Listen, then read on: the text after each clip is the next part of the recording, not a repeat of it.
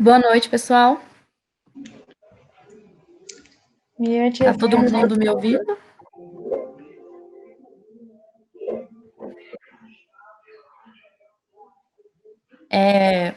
Eu sou Larissa Guerra, sou estudante da Univangélica do quinto período e eu vou dar a voz aqui ao nosso palestrante da vez, que é o Dr. Arthur.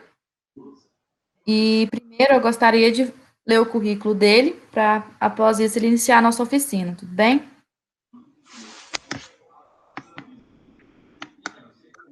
Só um momento.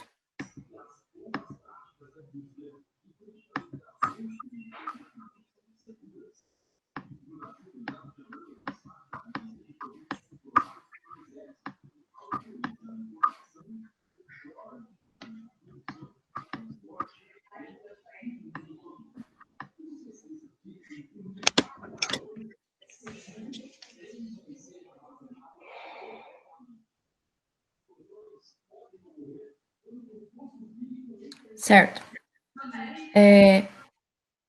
Nome completo: Arthur Gonçalves Machado. Currículo: médico de família e comunidade, com pós-graduação em preceptoria e atualmente atuando na estratégia de família da saúde da família. Acima de tudo isso, defensor do SUS e da saúde como direito. Boa noite, doutor Arthur. Boa noite, Larissa. Boa noite, pessoal. Eu vou ligar aqui a minha câmera para pelo menos vocês saberem como eu sou. E Certo. aqui, bem, Larissa, você pode só silenciar o seu microfone, por favor? Só porque está dando um Silencio. pouquinho de. Tá, beleza, pessoal. Então tá bem. Boa noite para vocês. Deixa eu só ver, eu acho que. Só que, Letícia, se você puder só silenciar o seu microfone também, que tá dando um pouquinho de eco, só para melhorar. Obrigado, obrigado. Então tá, pessoal, boa noite para todos vocês. O meu nome é Arthur, como a Larissa já falou, e eu fui encarregado por fazer essa oficina aqui com vocês sobre lidando com as incertezas. Primeiro, é uma grande honra participar desse congresso online da LASF, porque eu acho que assim, a saúde da família foi uma coisa que transformou completamente a minha graduação. Eu tenho certeza que hoje eu não seria médico se eu não fosse médico de família. Então, eu já digo para vocês que eu tenho esse conflito de interesse que é gostar muito disso que a gente vai falar hoje. E falar sobre lidar com as incertezas é um tema tão relevante porque isso permeia toda a graduação de vocês e por isso, inclusive, eu gostaria que a gente começasse fazendo um pequeno exercício.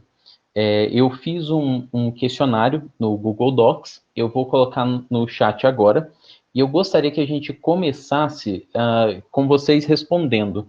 Eu vou dar uns 10 minutos para vocês responderem, fiquem tranquilos, não é uma questão de certo, errado, inclusive eu não vou ter acesso às respostas de vocês, vou ter acesso ao compêndio de todas as respostas, e isso vai ser importante para a gente dar seguimento na nossa oficina, tá bom? Então, eu vou começar com isso. Eu vou só colocar aqui no chat. Coloquei o link. Vocês podem clicar e aí eu vou silenciar o meu microfone. A gente volta às 8h20, tá bom? Se tiverem alguma dúvida, podem perguntar aqui que eu vou ficar com vocês, tá bem?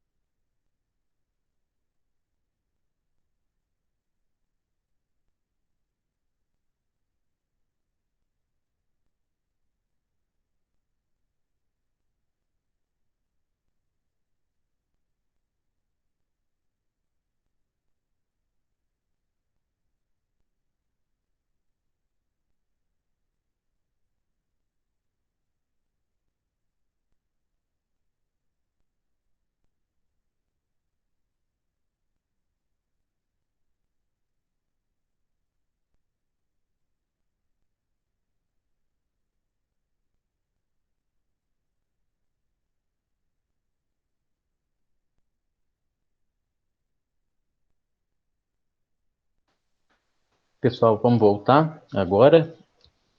Tá? Um minuto para a gente voltar, mas dando esse tempinho aqui para vocês. Pelo que eu estou vendo aqui, todo mundo já respondeu. Acho que falta só mais uma pessoa. Já temos resposta de quase todo mundo aqui.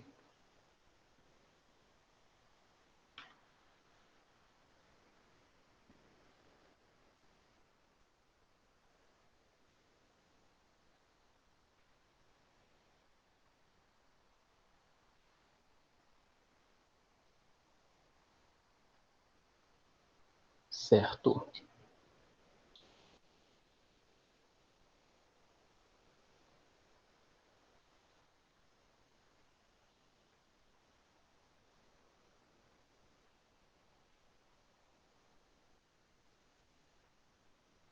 Ok, pessoal, eu estou compartilhando a tela aqui com vocês para a gente ver a porcentagem das respostas. Eu queria que vocês acompanhassem aqui comigo. Certo. Vocês podem só enviar no chat, por favor, se todos estão vendo. Todos estão? Sim? Então tá bom. Então, olha só. As respostas que nós tivemos foram as seguintes, ó. Já teve alguma aula, módulo, disciplina que abordasse as incertezas? Quando a gente vê, 87% das pessoas disseram que não. Quando a gente vem para a parte aqui sobre ler algum artigo científico, isso já é melhor. Sim, nós temos uma porcentagem menor, mas ainda predominante, de pessoas que quase 69% não se sentem seguros para entender as informações de um artigo e colocar na prática. Vamos para outra pergunta. Se já ouviu falar de algum médico ou professor que diga eu não sei para algum paciente? Metade das pessoas nunca ouviu, ali 31% disseram talvez e quase 19% sim. Eu coloquei esse talvez porque eu fiquei pensando assim, sei lá, às vezes alguém vai dizer que eu nunca ouvi com essas palavras, ou eu já ouvi médicos, professores dizerem que não sabem, mas de outras formas, por isso eu coloquei esse talvez. Eu não sei se foi o que vocês quiseram dizer ou não. A gente vai discutir isso mais para frente. Aqui eu gostei muito de algumas respostas, quero mostrar aqui para vocês. O que você faz ou faria se algum paciente te perguntasse algo que você não sabe? Uma pessoa respondeu, não sei. Outra pessoa respondeu que se sentiria um profissional despreparado e provavelmente iria remoer por dias. Outro disse, direi que não sei no momento, mas irei pesquisar. Responderia, infelizmente não tenho conhecimento disso, mas posso ver isso agora ou depois e repassar para o senhor ou senhora. Indicaria um outro profissional, eu pediria para retornar no dia seguinte, pediria licença para sair da sala e pesquisar o assunto, diria que iria me informar e retornar depois, explicaria que no momento não detenho das informações necessárias. O certo, diria, não sei, mas temo passar insegurança para o paciente. Diria que vai pesquisar, estudar, na teoria, eu acredito que tentaria questionar o máximo sobre o assunto, o paciente no caso, né, para ver o que eu estaria lidando, iria conversar com ele, que precisaria me aprofundar no assunto. Diria para ele que a pergunta é complexa, foge da minha especialidade. Como acadêmico, eu diria que não sei, como médico, gostaria de ter ao menos uma resposta vaga para conseguir passar segurança e posteriormente buscar informação. Eu tentaria alguma ajuda com os profissionais que estivessem presentes, independente de ser médico ou não, mas que eu confiaria sobre aquele assunto. Em seguida, ou caso não tivesse algum suporte, seria sincera com o paciente. E outra pessoa disse que responderia que não sabe. Eu achei legal esse conjunto de respostas, porque mostra bem assim que nós temos desde pessoas que realmente não sabem o que fazer nessa situação, né? E até pessoas que diriam que não sabem, mas que vão procurar, outras pessoas que se sentem desconfortáveis com isso. Até assim, me chama muita atenção essa ideia aqui a palavra despreparada na segunda resposta, por exemplo. Vamos para outra pergunta. Imagine que você esteja atendendo uma pessoa com Covid-19, essa pessoa peça uma receita de ivermectina, azitromicina e hidroxicloroquina. O que você pensaria na hora? Eu acho que essa aqui foi uma pergunta de sacanagem que eu fiz, mas eu juro para vocês que eu fiz essa porque talvez essa tenha sido uma das situações que eu mais vejo pessoas, médicos no caso, terem dificuldade em como responder. Quando o paciente pede algo que não tem evidência científica, o que eu vou fazer diante de uma situação dessa? E todos aqui disseram que iriam explicar que não há evidências que suportem a decisão, a prescrição. Qual que é a porcentagem de pacientes que você imagina que possuem sintomas sem explicação médica? Esse aqui foi só para chamar atenção, é um decoreba, né? E claro, vai depender da literatura que você usa. A maioria das pessoas acredita que 20%, depois 50%, depois 80% e por fim 100%. Esse aqui eu dou a resposta para vocês depois. E qual dessas técnicas você se sente capacitado a utilizar nos seus atendimentos? Decisão compartilhada me chamou bastante atenção. 75% se sentem capacitados. Método clínico centrado na pessoa, 62%. Espero demora permitida e comunicação de más notícias, menos pessoas, só 12,5%. Bem, pessoal, nós temos então essa situação. E agora, por conta disso, eu vou ir direto para nossa apresentação, para nosso momento de aula. Como que eu pensei em fazer com vocês? Eu pensei em fazer o seguinte, voltando aqui a tela para mim, eu pensei em fazer esse questionário primeiro para chamar a atenção de vocês em relação a temas relacionados à incerteza. E aí agora eu vou fazer uma apresentação, eu vou tentar abordar uma série de elementos relacionados a quando você não sabe na consulta, e no final eu vou tentar propor algumas sugestões de coisas que vocês podem fazer na prática de vocês enquanto estudantes, futuros médicos também, mas eu gostaria muito que vocês fossem participando. Como a gente está numa oficina online, isso fica bastante, assim, vai ficar mais difícil se outras pessoas forem conversando. Então, eu vou pedir para a gente fazer o seguinte: sempre que alguém quiser participar, a pessoa manda uma mensagem no chat. Se for só para fazer uma pergunta, pode fazer lá, depois, conforme eu for fazendo a apresentação, depois que eu terminar a apresentação, eu leio e a gente vai discutindo. Se a pessoa quiser alguma participação, sim. A Karime, inclusive, disse que não sabe o que é espera permitida. Karime, isso no final da apresentação eu vou falar, tá bom? Aí você pode me cobrar se eu não falar. Mas se tiver alguma coisa que vocês queiram perguntar na hora, aí vocês podem ligar o microfone e falar que eu silencio o meu para que quem estiver com dúvida pergunte na hora. Se for alguma coisa que a gente pode discutir ao final, então a gente discute ao final, tá bom? Aí vocês mandam no chat. Bem, então, vamos dar sequência agora. Deixa eu só compartilhar aqui com vocês os slides.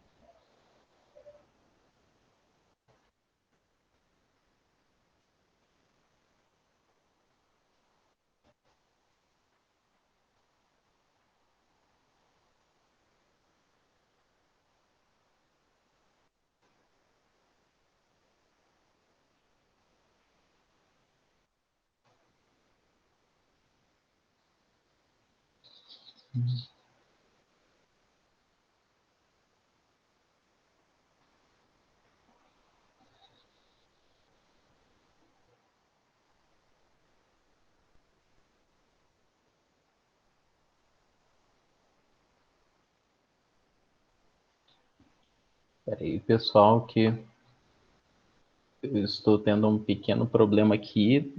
Está falando que não é possível compartilhar a tela.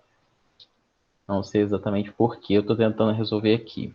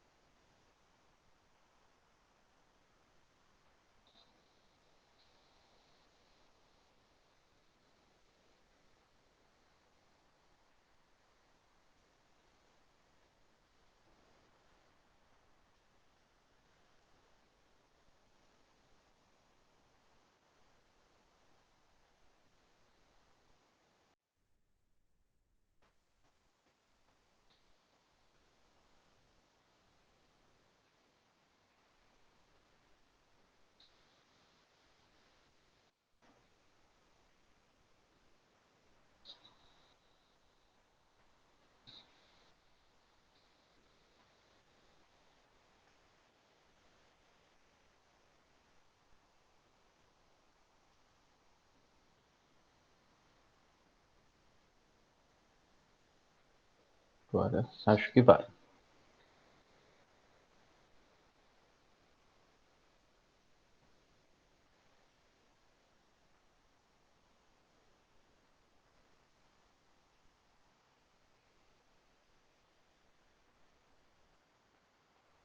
Pronto, pessoal.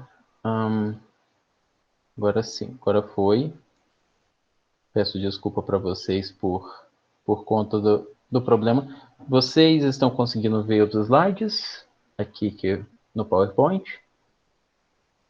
Sim? Então tá bom. Obrigado. Então vou dar sequência. Então tá bom, pessoal. Aqui estão. Então o tema dessa oficina é o que fazer quando eu não sei, lidando com incertezas na PS. E, bem, primeira questão é para que a gente deve discutir esse tema? Eu já trouxe essas duas imagens que vocês conseguem ver aqui, que são esse de um artigo do BMJ, desculpe, do New England Journal of Medicine, aqui, Tolerando a Incerteza, a Próxima Revolução Médica, e uma editorial de 2017 feito no BMJ falando sobre a incerteza na medicina. Então, eu diria para você assim, que o primeiro motivo para a gente discutir incerteza tem a ver com o fato de que, cientificamente falando, a discussão de incerteza tem sido cada vez mais relevante. Mas nós temos muitos outros motivos. A primeira questão é que a incerteza ela é inerente ao cuidado em saúde. Por um motivo muito básico. Culturalmente, individualmente, coletivamente, todos nós temos comportamentos em relação às nossas doenças.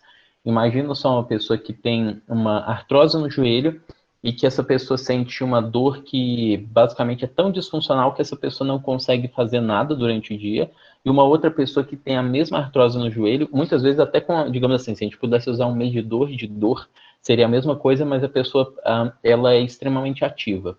Então, a incerteza, exatamente por a gente não conseguir prever o que os nossos pacientes eles vão sentir, como vão se comportar, é inerente ao cuidado em saúde. A tolerância à incerteza, habilidade necessária para um cuidado apropriado.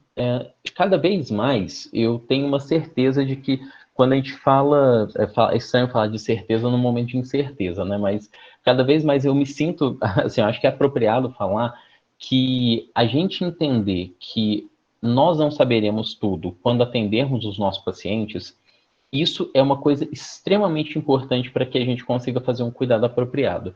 Inclusive, eu até costumo dizer o seguinte para os meus residentes, alunos, que quando eu vejo um médico que dá certezas demais, eu fico bastante desconfiado. E a gente vai discutir mais por quê.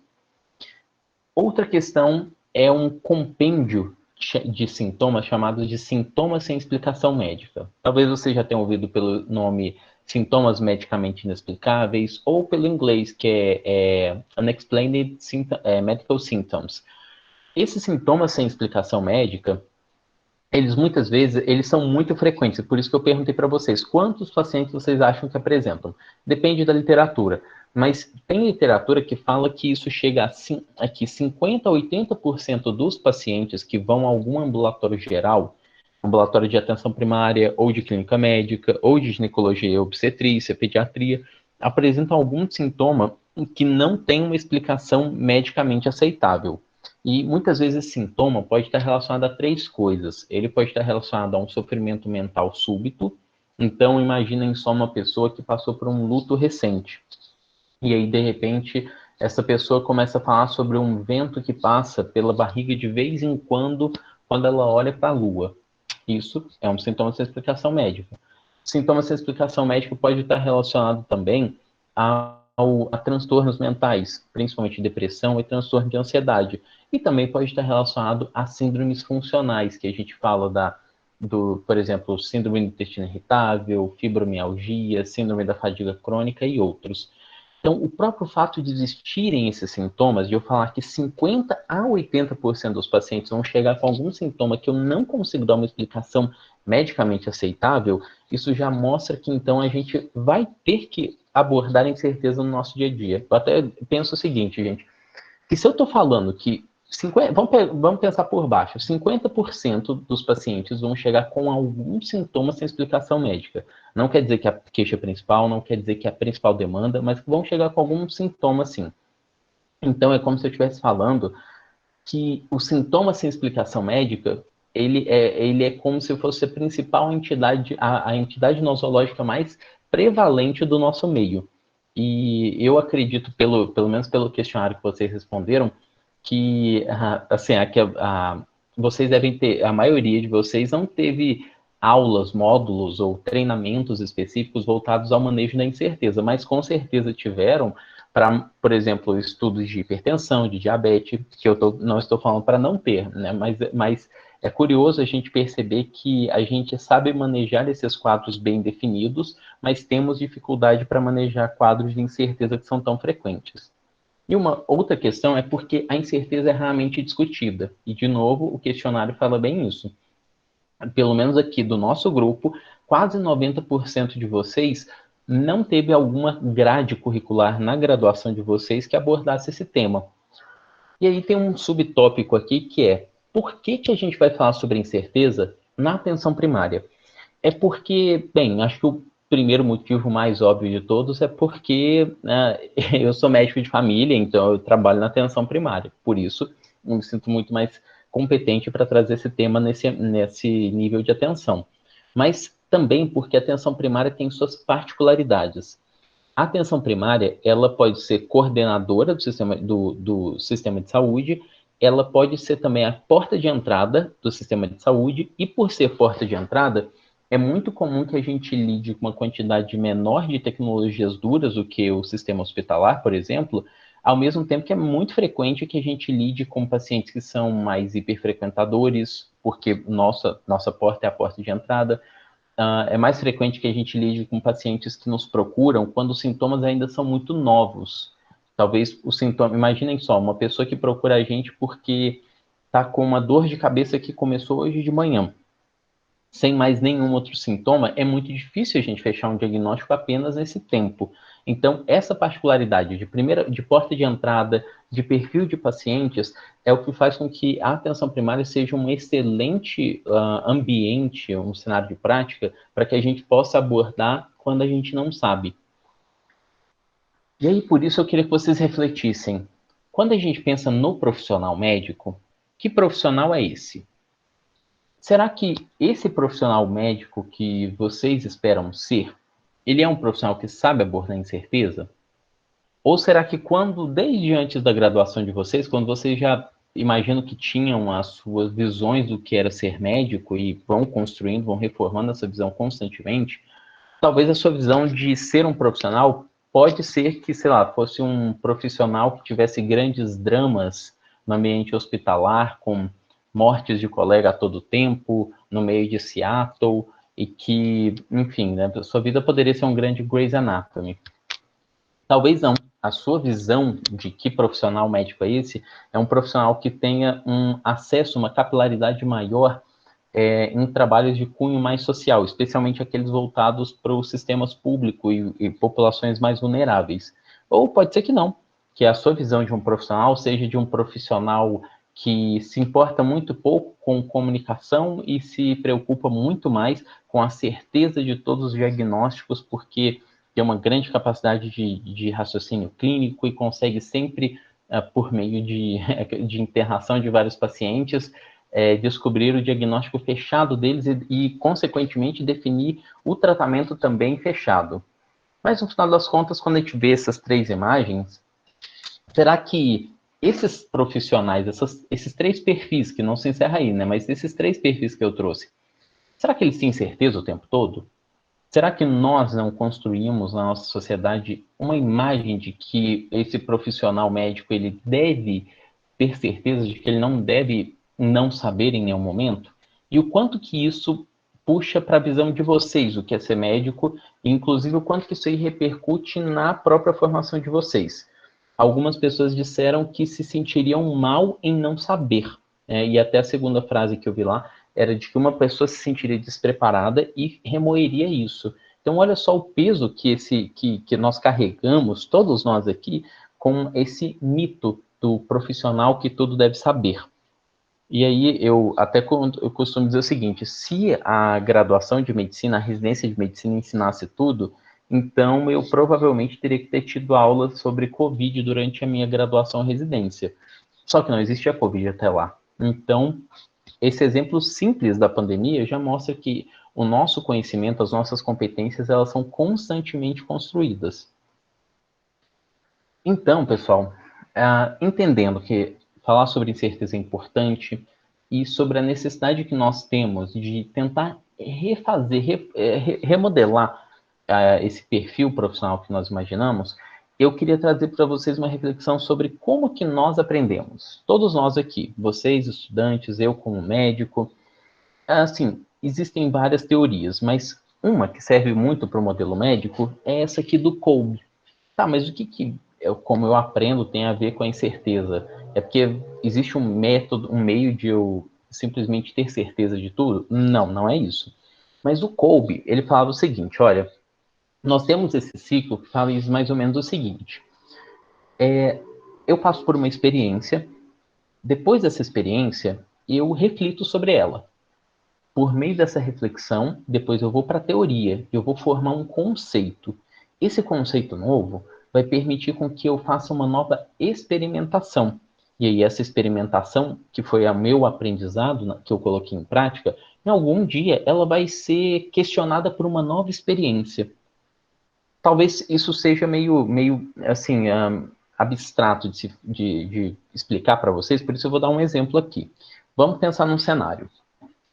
Atendi o senhor Dorival, de 63 anos, na semana passada, que estava com dores no joelho direito. Avaliei com uma dor de origem mecânica, sem sinais de gravidade. Orientei gelo e prescrevi ibuprofeno por 5 dias para alívio da dor. Hoje, sua esposa chegou na clínica contando que ele está no hospital, internado por causa do sangramento digestivo que teve no final de semana. Quando perguntei a ela o que houve, ela me responde que, abre aspas, o médico da internação disse que ele não podia ter tomado aquele ibuprofeno, porque podia reagir com um remédio para afinar o sangue que ele usa, a varfarina, fecha aspas. Pensem no caso do senhor Dorival.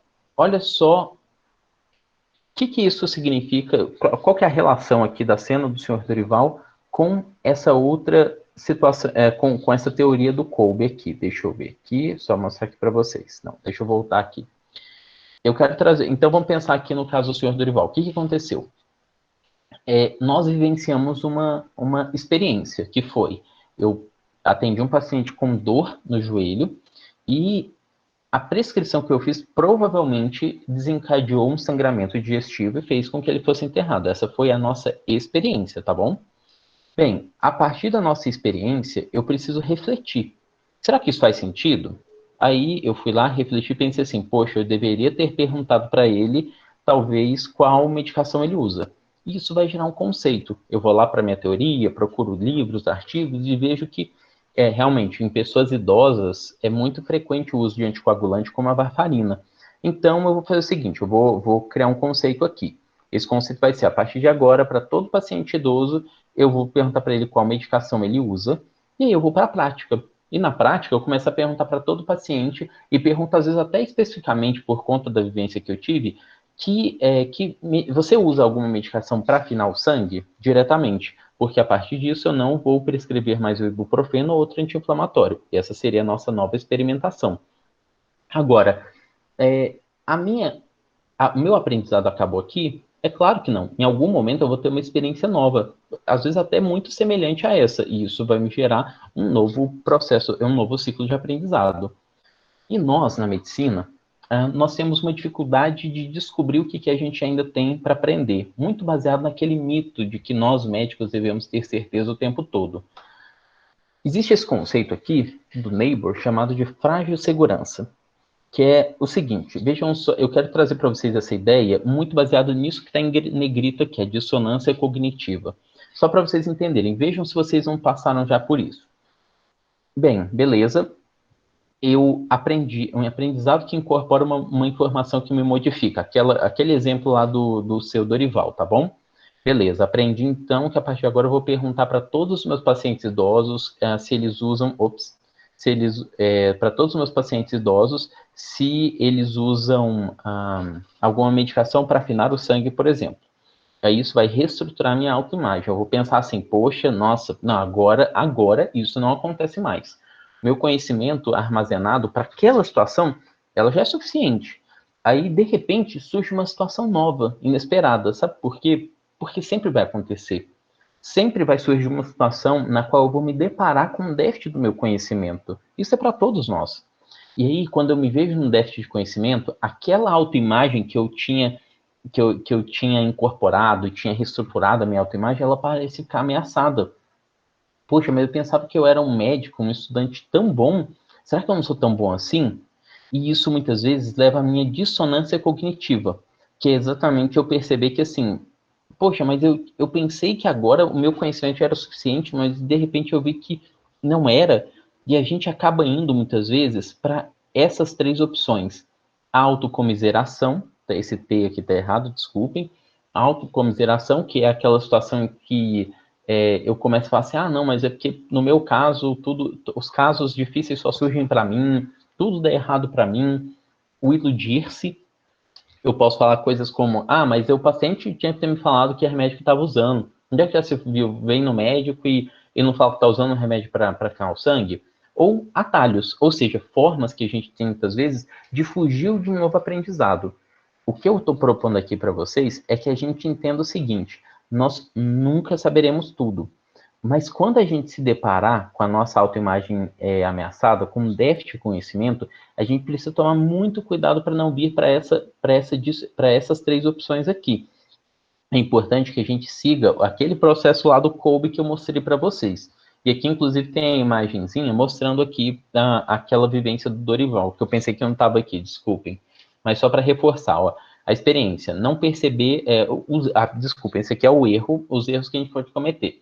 Se eu tenho dificuldade de entender que aquela experiência é importante, eu posso pensar bem assim, ó, não perceber ou ignorar que uma experiência ocorreu.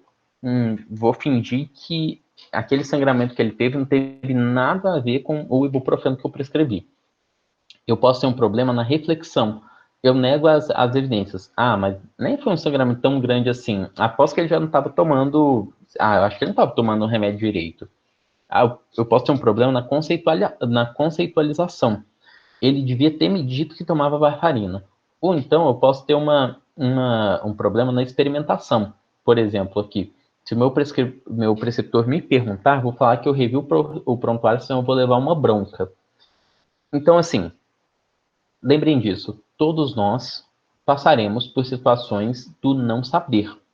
E apesar das expectativas que nós geramos em nós mesmos, que a sociedade médica, a sociedade em geral gera em relação a nós mesmos, cabe a gente pensar e tomar muito cuidado para não cair nesse ciclo aqui da dissonância cognitiva, tá bom? E lembrar que, assim, nós constantemente vamos aprender e que se você consegue perceber, geralmente nós temos mais facilidade e dificuldade em algum desses.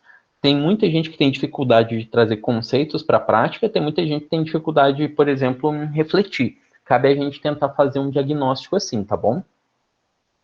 E é por isso que eu digo assim, que a gente lidar com incerteza, pessoal, é lidar com humildade. Eu não sei se vocês conhecem o Mário Sérgio Cortella, ele é um filósofo, e ele tem um vídeo aqui, se eu não me engano, ele dura 4 minutos mais ou menos, que eu quero passar para vocês, que é para reforçar um pouco sobre a nossa reflexão, e eu gostaria que vocês pensassem no dia a dia de vocês. Quem já está no internato, quem não está, eu vi que a maioria de vocês está entre o quinto e o oitavo período.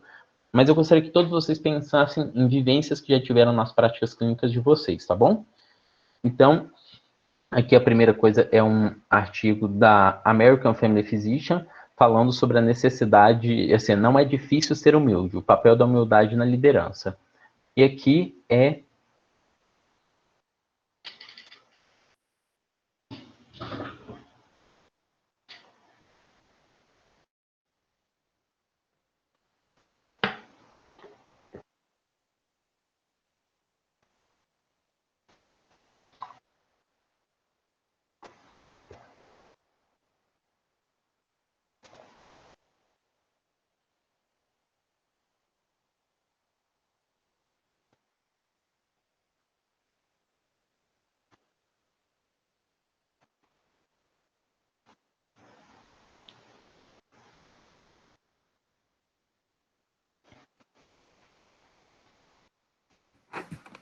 Arthur, tá sem áudio.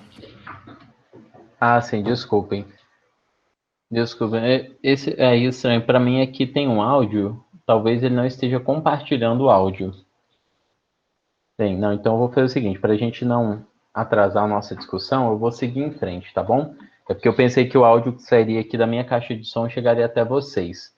Então, eu vou discutir essa parte aqui da humildade. Assim, no vídeo, o que o Mário Sérgio Cortella falava era sobre a importância da humildade, e ele falava sobre, muitas vezes, assim, as vivências que nós temos e tínhamos de quando pessoas nos humilham, e o quanto que isso é não ser humilde. E ele fala, inclusive, assim, que até um tempo atrás, isso infelizmente ainda é muito real em várias faculdades de medicina, acontece a situação do residente, que é o oprimido querendo virar o opressor, né? Então, o residente que humilha o residente que está abaixo, é o R2 que humilha o R1, é o R1 que humilha o interno que humilha o acadêmico, etc. Claro que isso não é uma regra, né? Mas, enfim, e ele discute sobre assim, o quanto que isso é danoso, já que isso não consolida a nossa visão, assim, não consolida a nossa visão de algo que deve ser melhorado, mas sim consolida a nossa visão de humilhação, ao invés de humildade. Mas, claro, ele fala bem melhor do que eu, mas foi só para trazer uma ideia, uma pincelada. Bem, e aqui, pessoal, a gente já vai se aproximando do final, a gente fala também sobre medicina baseada em evidências. Então, vejam só a construção que nós fizemos. Eu procurei discutir com vocês qual era o valor da incerteza, por que a gente está falando sobre isso na atenção primária, né? Diz que é um cenário de prática no qual lidar com a incerteza faz muito sentido, já que muitas vezes nós lidamos com pacientes que trazem situação de sofrimento mental, pacientes que ainda estão no início de quadros clínicos, e por isso muitas vezes é difícil definir com certeza o que aqueles quadros clínicos eles significam, e também a limitação de tecnologias duras. E a gente falou sobre a maneira de nós aprendermos, as armadilhas que nós podemos ter, e aqui eu quero trazer para vocês uma discussão sobre medicina baseada em evidências. Por quê? É porque, pessoal, quando a gente fala de evidência científica, o próprio método científico, ele já fala o seguinte, não faz sentido eu ter certeza, porque a medicina baseada em evidências, ela deveria ser chamada medicina baseada em humildade, ou deveria ser chamada medicina baseada em probabilidade, porque a gente vai discutir aqui o quanto que a própria análise das evidências científicas, e é por isso que eu fiz aquela pergunta para vocês, se vocês se sentem seguros de interpretar artigos e conseguir colocar em prática. Porque isso aqui é uma parte importantíssima de entender a parte, assim, que nenhum de nós terá certeza o tempo todo. E aí, por isso, eu trouxe esses 3 princípios para vocês. Não sei se vocês já ouviram falar, mas por isso eu vou explicar de uma maneira mais sucinta. O princípio da hipótese nula, ele fala o seguinte, até que algo prove que funciona, a gente deve encarar como se não funcionasse. O princípio da plausibilidade extrema, ele fala o seguinte, tudo bem, nem tudo precisa de evidências tão bem definidas. E existe até um exemplo, que é o exemplo que é o princípio do paraquedas. Nunca houve ninguém que tenha feito um ensaio clínico randomizado para saber se, ao pular de um avião, um grupo controle que pulou de paraquedas e um grupo intervenção que pulou de paraquedas e um grupo controle que pulou com placebo, para a gente ver quem morre mais, quem morre menos. Porque é muito óbvio, é uma plausibilidade extrema. A gente não precisa de uma evidência nesse caso para dizer que aquilo funciona. E vamos para o terceiro princípio, que eu considero o princípio mais importante, que é o princípio da prova do conceito. Esse princípio significa o seguinte, pessoal, quando a gente está falando de evidência científica, assim, entendam que evidência científica não significa eu ler uma diretriz, vejo um fluxograma e falar, a partir de agora eu vou fazer exatamente igual está nesse fluxograma. Não. Significa ler um artigo, ler uma diretriz, um livro, e criar um conceito interno na sua mente para a partir daquilo você conseguir individualizar. E aí eu te falo, existe como eu dizer que eu vou fazer na minha prática, lendo o mesmo artigo que a Larissa, por exemplo, eu vou fazer exatamente a mesma coisa que ela? Não, porque nós somos pessoas diferentes, vamos ter interpretações diferentes, vamos lidar com pacientes diferentes. E aí, por isso, inclusive, eu trouxe 2 exemplos para vocês.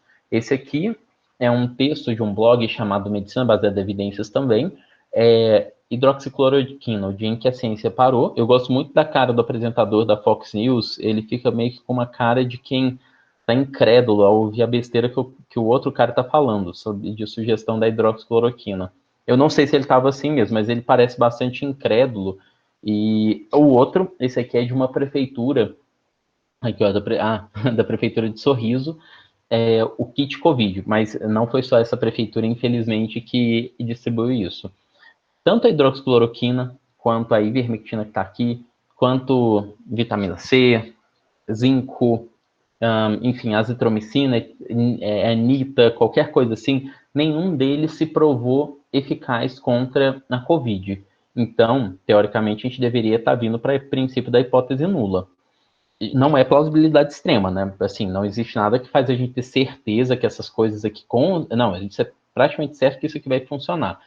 E, portanto, o tanto que os estudos que a gente tem mais recentes, estudos de boa qualidade, eles mostram que a hidroxicloroquina não é superior a placebo. Então, esses princípios aqui da medicina baseada em evidências, só para a gente trazer, a gente refletir o seguinte, e sabe uma fala que é bastante comum no meio médico, que é, bem, eu vou passar isso porque se bem não fizer, mal não faz, não é uma grande verdade. Na verdade, muitas das nossas intervenções que não fazem bem, elas podem fazer mal também. Mas eu pergunto a vocês, tem como eu saber quem é a pessoa que vai se beneficiar ou se maleficiar com toda certeza das minhas intervenções? Isso não é possível. E aí, olha só, eu decidi trazer esse exemplo aqui do Covid para vocês, porque eu tenho certeza que vocês já devem ter ouvido falar coisas como: ah, mas eu conheço uma pessoa que usou ivermectina, usou azitromicina e melhorou. E, assim, será que foi por conta disso? Foi por conta disso que essa pessoa que teve Covid melhorou?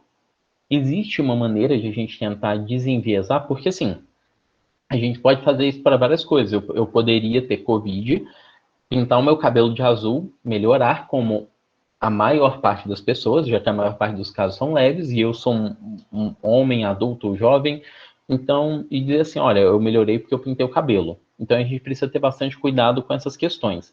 E vamos ver um exemplo no artigo aqui.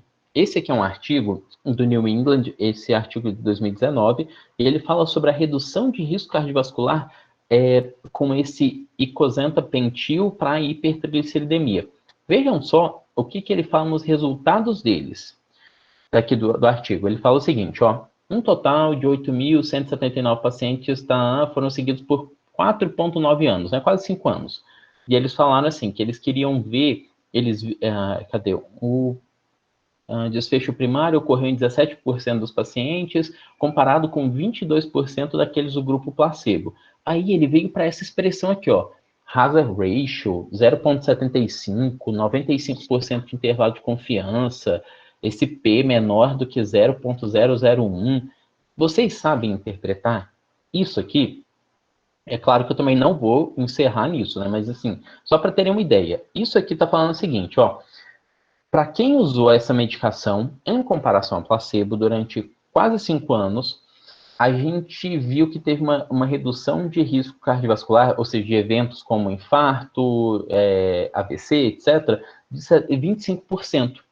Com certeza eu tenho disso. Olha, eu tenho 95% de certeza, né? Ainda tem uns 5% que às vezes estão fora ali do intervalo de confiança, e a chance disso aqui ter sido causado pelo acaso é menor que 0,001%. Muito número para a gente chegar no final das contas e perceber o seguinte, que quando eu vou ver, cadê? As pessoas que usaram a medicação e que usaram placebo, e quem foi para o hospital e quem não foi, 3,1% versus 2,1%.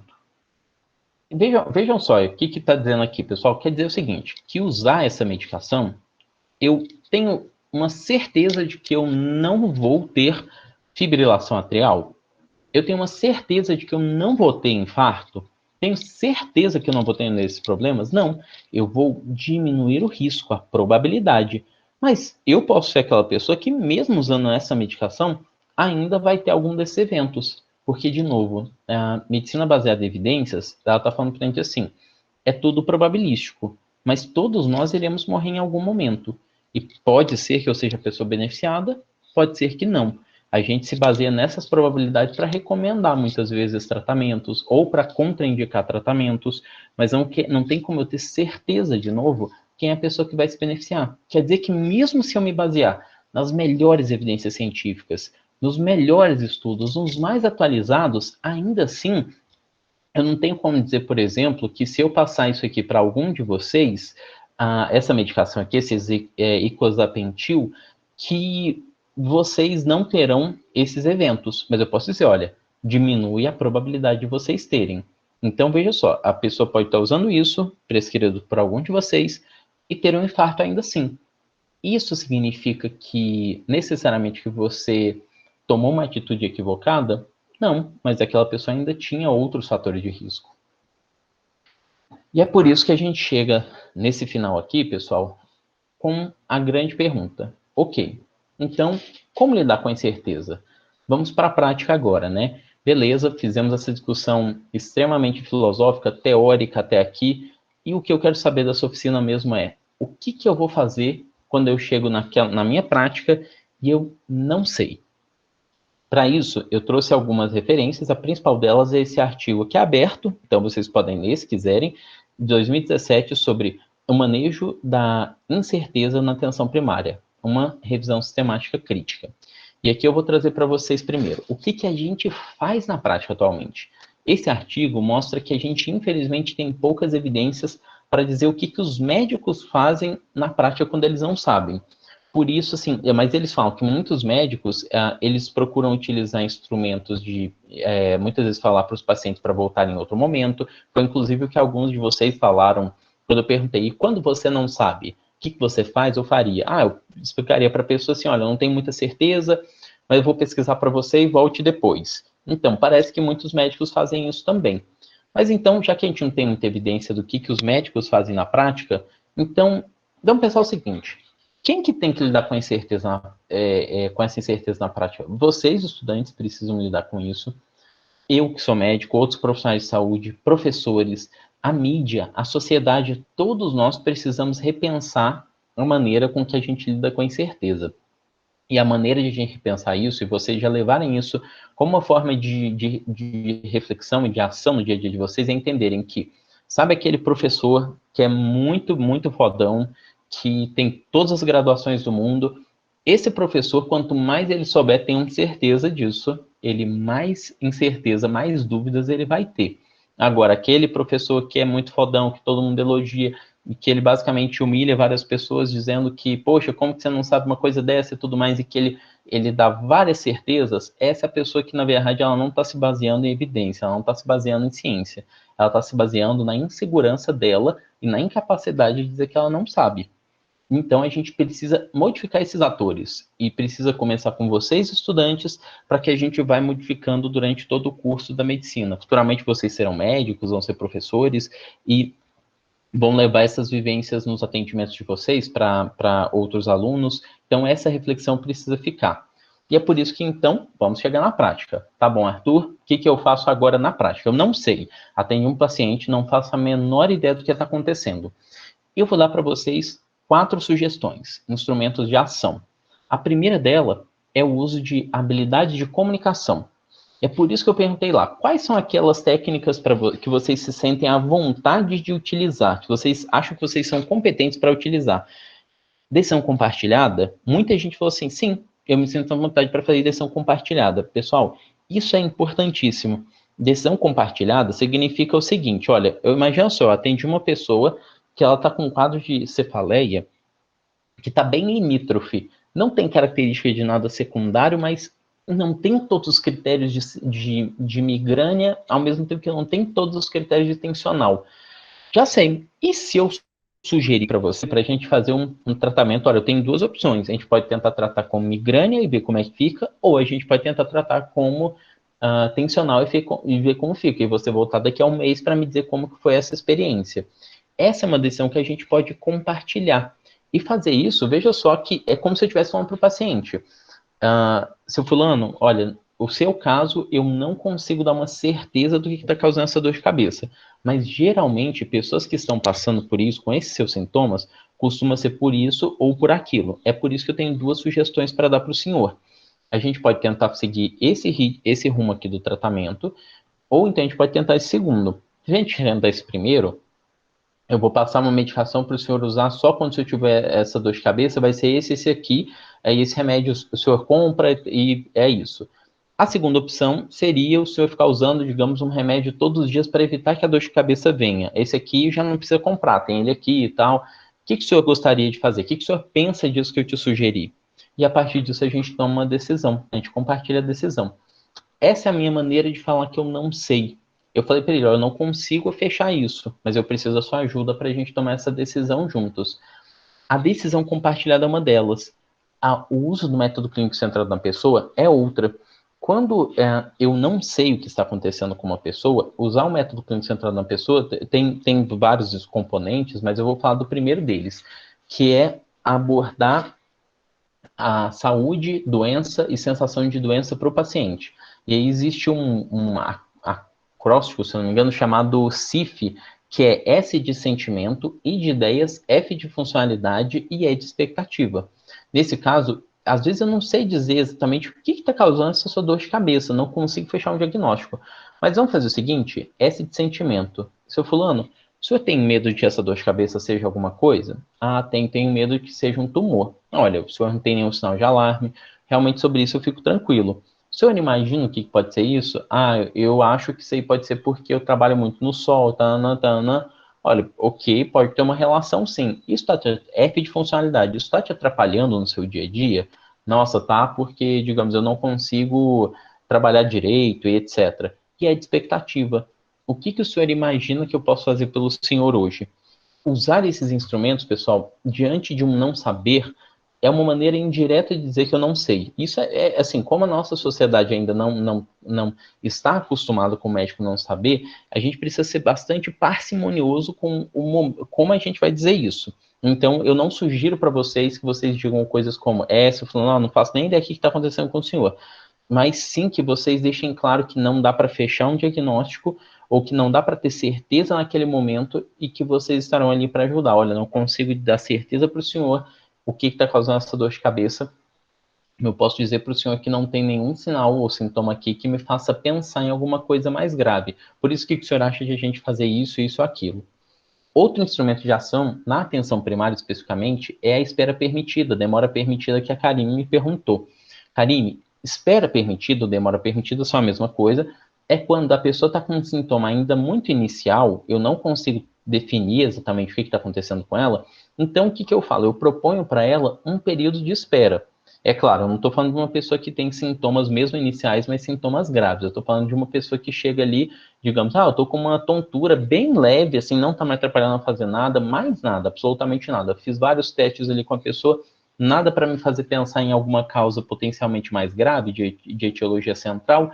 Eu falo assim, olha, quando foi que começou isso? Ah, começou ontem de manhã. Certo, ainda está muito cedo. Vamos fazer o seguinte, o que você acha de a gente marcar um retorno para você daqui a uma semana? E aí, quando você voltar aqui, você tenta prestar bastante atenção se essa tontura vai piorar, se vai surgir outro sintoma, e quando você voltar, aí a gente toma uma decisão melhor.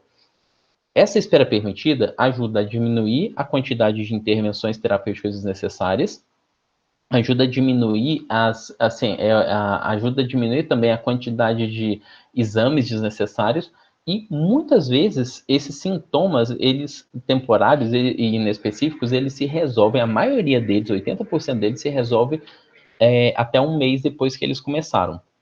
Outro instrumento de ação são os testes terapêuticos, que é quando eu falo, digamos assim, eu vi uma pessoa com uma lesão de pele, me parece uma dermatite de contato, mas eu não consigo fechar bem. Só que assim, diante do meu espectro de tratamento, tratar dermatite de contato é uma coisa mais fácil. Tudo bem, então vamos fazer o seguinte, vamos fazer um teste terapêutico, vamos tratar como se fosse dermatite de contato, e aí você volta aqui daqui a uma semana, daqui a 2 semanas, e a gente vê como ficou. Se tiver surgido algum outro sintoma, se não tiver melhorado, a gente vai investigar para outras coisas. Caso contrário, se tiver uma boa melhora, então isso nos ajuda a definir bem o diagnóstico nesse caso. Então, o teste terapêutico também é uma boa opção. E as fontes de pesquisa rápida. A gente não pode também esquecer que muitas dessas incertezas são baseadas O fato de que a gente não consegue reter toda essa informação, muitas vezes nós temos dificuldades de colocar algumas delas em prática, então termos fontes de pesquisa rápida também é bastante importante. Existem várias opções aqui, eu também não vou me alongar muito nelas, mas eu gostaria pelo menos de sugerir para vocês o Dynamed, o BMJ, o UpToDate, são algumas que são muito boas, mas infelizmente todas elas atualmente são pagas, exceto o Dynamed, que se eu não me engano dá para acessar por algumas faculdades, o BMJ também, mas em geral, onde não tem essa permissão das faculdades, precisa ser pago. E existem alguns outros, mas que são em sites também, tá bom?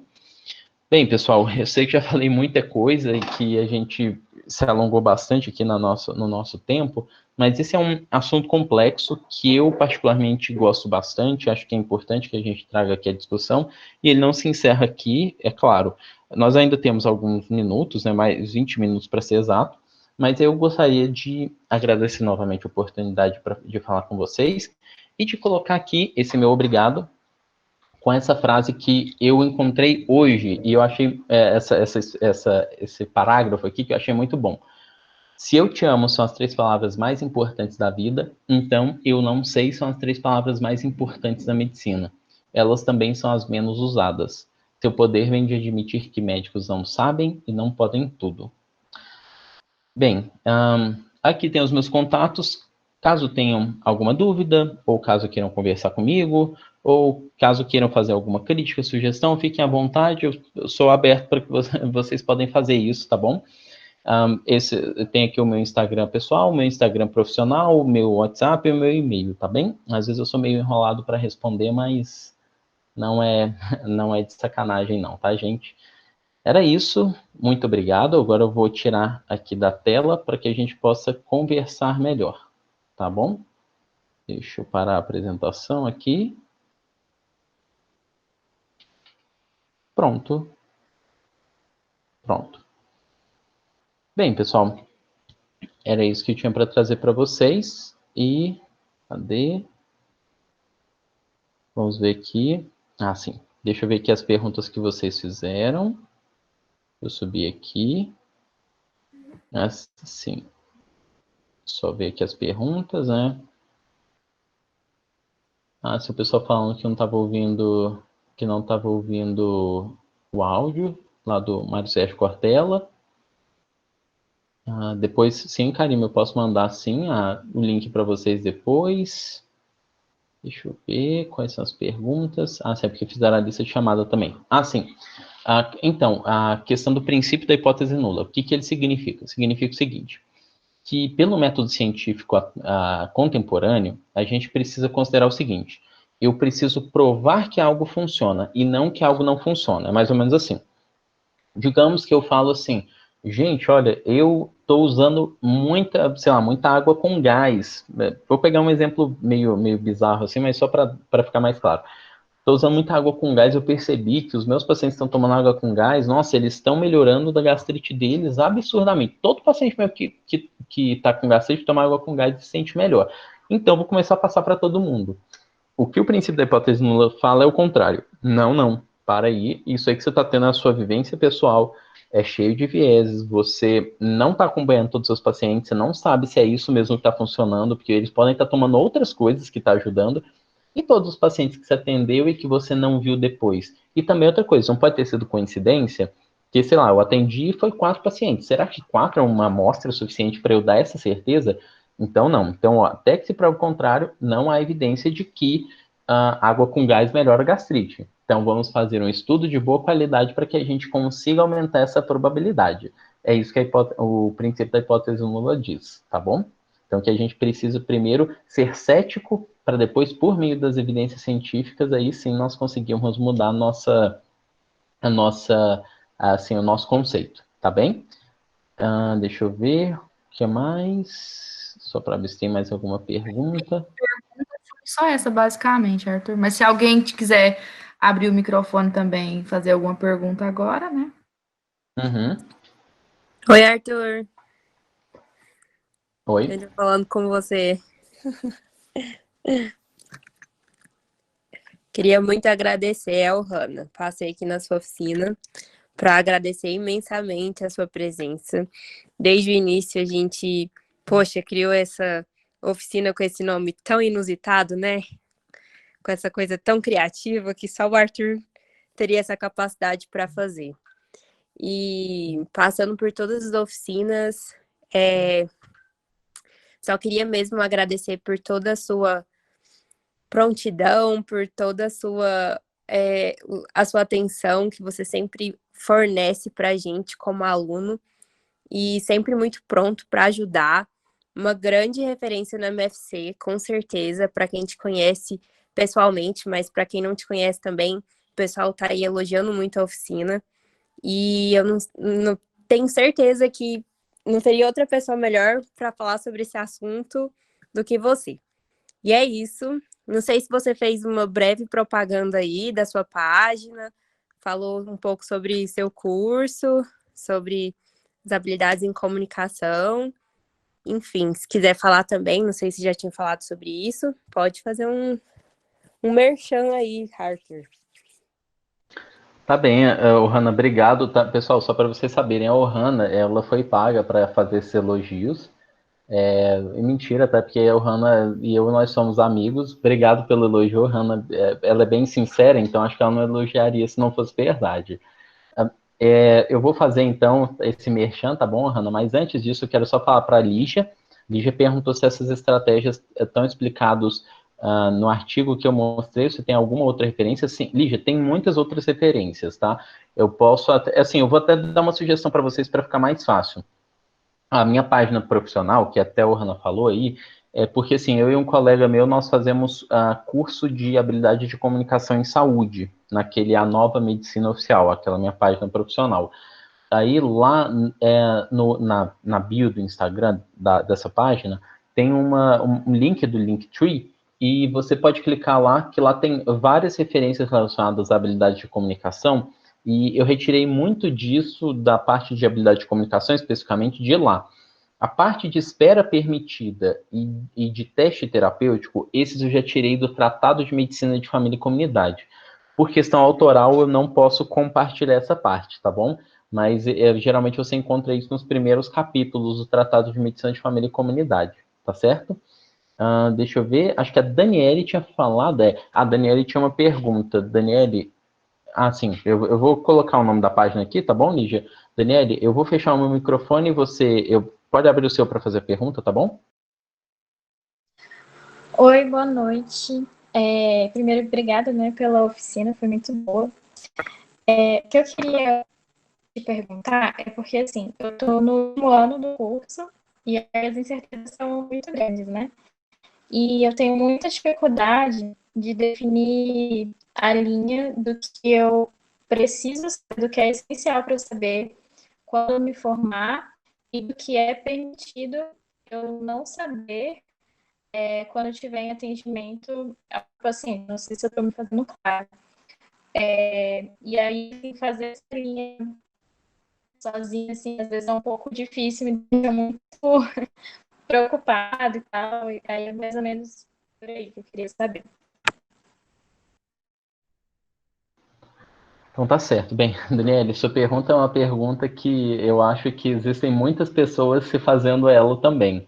É porque, assim, eu acho que cabe aqui a pergunta mais ampla seria até pensar assim, que tipo de médico que deve sair qual que é o egresso da faculdade de medicina, né? Que médico é esse que a gente precisa?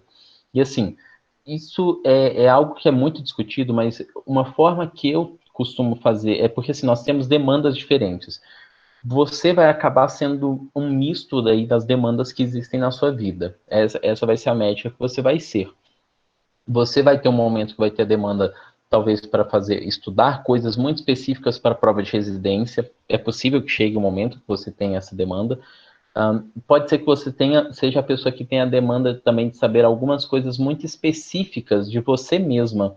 Eu falo, por exemplo, por mim. Eu, Arthur, tem uma demanda atual que é saber muito sobre Covid, porque eu estou lidando com muitos pacientes com Covid. Então, naturalmente, eu estudo mais esse tema hoje, por exemplo, do que eu estudava alguns meses atrás. Então, isso também muda o tipo de médico que eu sou. E tem uma questão final, que eu acho que é o que se encaixa mais com a resposta que eu posso te dar, que é o seguinte. Eu acredito que uma forma muito legal de você saber aquilo que você deve estudar deve ser o seguinte: se você consegue estudar se você consegue estudar temas que são de quadros, principalmente doenças que eu estou falando aqui, né, que sejam mais prevalentes na população que você tem em volta. Não sei como que é o método da faculdade de medicina que você estuda, mas se for uma faculdade que está inserida nas comunidades, seria muito interessante se você tentasse entender o que essas comunidades, quais são os problemas dessas comunidades. E a partir disso você começasse a traçar algumas prioridades. Eu tenho, por exemplo, colegas que formaram na UFOP, em Ouro Preto, e eles tinham demandas por saber mais sobre pneumoconiose, que eu, Arthur, aqui onde eu estou em Goiás, não tenho qualquer demanda, porque é uma coisa extremamente rara aqui, mas para eles é extremamente frequente. Uma forma também de ajudar você, eu diria que é o seguinte: tem um material do Ministério da Saúde que eu gosto bastante. Você pode procurar no Google, Caderno de Atenção Básica, Demanda Espontânea, volume 2. É desse jeito, você procura, você vai encontrar lá. Esse caderno, ele tem lá sobre uma série de quadros agudos, desde infecções de vias aéreas superiores, infecção do trato urinário, gastroenterites, náuseas e vômitos, hiperglicemia aguda, hipoglicemia aguda, que são muito frequentes na população em geral e que você consegue dar uma lida rápida. É um material que, se eu não me engano, ele tem umas 200 páginas mais ou menos, e claro, não é uma coisa para você ficar lendo continuamente, mas é um material gratuito e que você pode pesquisar ele ocasionalmente sobre quadros agudos na população em geral. Sobre doenças crônicas, aí já existem outros materiais, o Ministério também tem vários desses materiais, mas eu acredito que você vai encontrar isso também nas literaturas que são sugeridas no seu curso de graduação, tá bom? Assim, você vê que não é uma resposta fechada, né? Mas eu espero que alguma dessas coisas que eu te falei te ajudem, tá certo? Bem, pessoal, já são 9h22 aqui no meu relógio. Existe mais alguma coisa que vocês gostariam de discutir? De novo, críticas, dúvidas, sugestões? Fiquem à vontade, tá? Vou deixar o microfone aí para vocês, senão acho que a Larissa vai dar seguimento.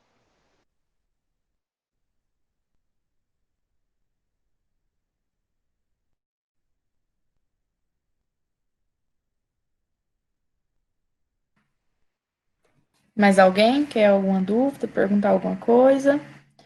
Só confirmando aqui, gente.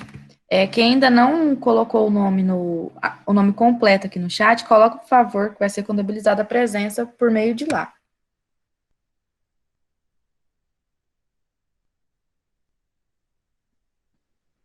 Arthur tá pedindo aqui o link do vídeo sobre as estratégias.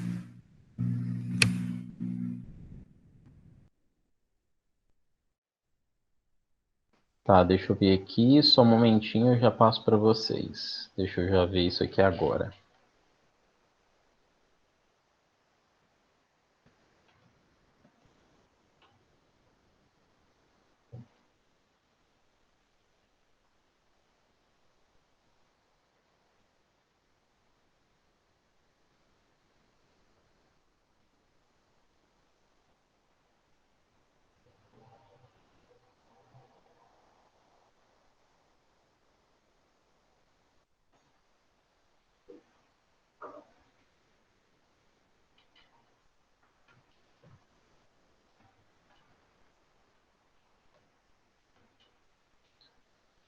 Aqui o link do vídeo, sobre o artigo, deixa eu só procurar aqui para vocês.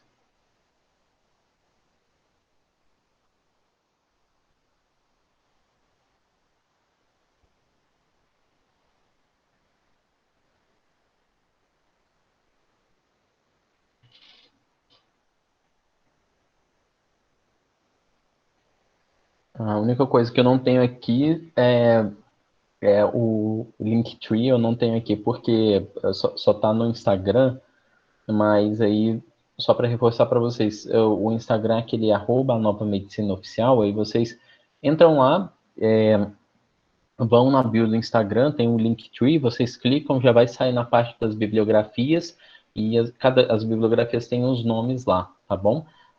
Então aí vocês fiquem à vontade para pesquisar o que vocês quiserem lá. A única parte que eu não, esse aí infelizmente eu não tenho material, tá bom? É sobre a espera permitida E os testes terapêuticos, como eu falei para vocês, estão no livro, no Tratado de Medicina de Família e Comunidade, aí por questão autoral não posso divulgar, tá certo? Era isso. Larissa, tem mais alguma coisa para a gente fazer? Não, acho que só isso mesmo, Arthur. E muito obrigada mais uma vez, tá? Foi muito bom mesmo. E assim, eu faço das palavras da Ohana as minhas também, que realmente você sempre se dispôs, assim, super, toda a vida respondendo, assim, as mensagens, tal, muito atencioso. E muito obrigada pela disponibilidade e pela excelente oficina que você nos proporcionou hoje, tá bom? Obrigada a todos que participaram e uma excelente noite. Obrigado, pessoal. Prazer e qualquer coisa, estou aqui. Um abraço para vocês, boa noite. Obrigada, abraço, boa noite.